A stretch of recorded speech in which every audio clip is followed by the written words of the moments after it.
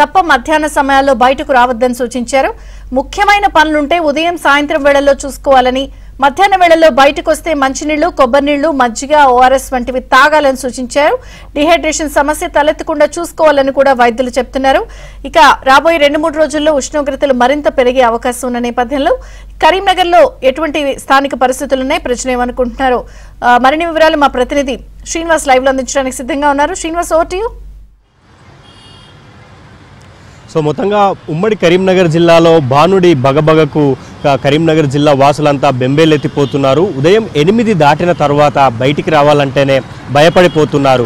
భయంకరమైన వేడి గాలులు, ఉక్కపోతకు ఇంటి నుంచి బయటికి రావాలంటే భయపడిపోతున్న పరిస్థితి మనకు కనిపిస్తోంది. ముఖ్యంగా కోల్బెల్ట్ ఏరియాలో అటు రామగుండం, గోదావరికని, ఈ సింగరేణి ప్రాంతం అంతా కూడా దాదాపు 43-44 డిగ్రీల ఉష్ణోగ్రతలు నమోదవుతున్నాయి. అటు భయంకరమైన ఎండతో పాటు వేడి గాలులు కూడా రావటంతో అటు సింగరేణి కార్మికులంతా కూడా ఇబ్బందులు పడుతున్న పరిస్థితి మనకు కనిపిస్తోంది. ఒకప్పుడు మనం ప్రస్తుతం తెలంగాణ చౌక్లో ఉన్నాం. కరీంనగర్లో దాదాపు ఎప్పుడు కూడా నిత్యం వందల వెహికల్స్తో రద్దీగా ఉండేది. కానీ ఎండల తీవ్రత, వేడి గాలులకు ఇక్కడ మొత్తంగా తెలంగాణ చౌక్ అంతా బోసిపోతున్న పరిస్థితి అయితే మనకు కనిపిస్తోంది. మరోవైపు రాజకీయ నేతలు కూడా, అంటే ఎలక్షన్స్ ఉన్నాయి, నేతలు కూడా ఈ వేడి గాలులకు, ఎండల తీవ్రతకు తమ పర్యటనలను కేవలం ఉదయం, రాత్రిపూట మాత్రమే పర్యటనలు ఉండేలా ప్రణాళిక రూపొందించుకుంటున్నారు.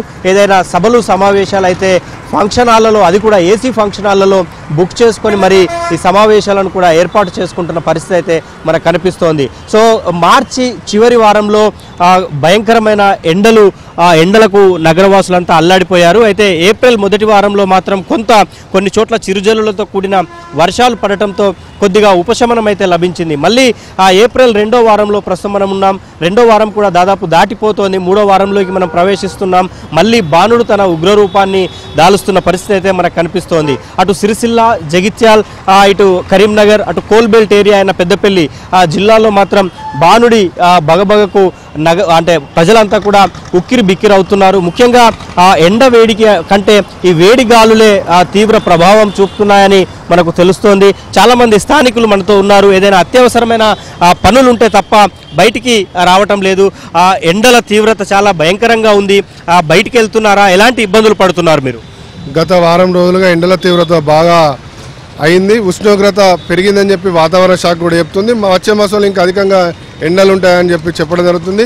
ఈ యొక్క ఎండల వల్ల ఉదయం 10 గంటల లోపే పనులు చేసుకుంటా ఉన్నాం. అదేవిధంగా సాయంత్రం 4. అయితే అత్యవసరమైతే తప్ప వెళ్ళొద్దని చెప్పడం ద్వారా కూడా కొన్ని నిబంధనలు పాటించడం జరుగుతుంది. అయితే ప్రధానంగా ఈ కరీంనగర్లో గతంలో ఈ మున్సిపల్ వారు మంచినీటి సౌకర్యం కల్పించేవాళ్ళు. కానీ ఈసారి ఏమాత్రం ఇప్పటివరకు కూడా ఆ సౌకర్యం కల్పించలేదు. చల్ల ప్యాకెట్లు, అదేవిధంగా ప్రతి ఒక్కరు బయటికి వెళ్ళేటప్పుడు గ్లూకోజ్ పౌడర్ను, కొన్ని నీళ్లు పట్టుకొని, నిమ్మకాయ ఏదైనా ఉంటే తప్ప వెళ్ళొద్దు. ఎందుకంటే ఎండ తీవ్రత అనేది బాగా ఉంది. ప్రతి ఒక్కరు రుమాలు జట్టుకొని, అదేవిధంగా వ్యవసాయ పనులు చేసేటువంటి ప్రజలు కూడా 10 గంటలు 11 గంటల లోపు వ్యవసాయ పనులు పూర్తి చేసుకుని ఇంటికి వస్తే ఆరోగ్యాలు బాగుండే పరిస్థితులు, లేకపోతే వాంతులు, విరోచనాలు, అనేక రకమైనటువంటి అనారోగ్య సమస్యలు వచ్చేటువంటి అవకాశం ఉంది. కాబట్టి ప్రతి ఒక్కరూ పిల్లలను కూడా ఇంటి దగ్గర సెలవులు, ఇంకొక 4 రోజులు అయితే సెలవులు వస్తూ ఉన్నాయి.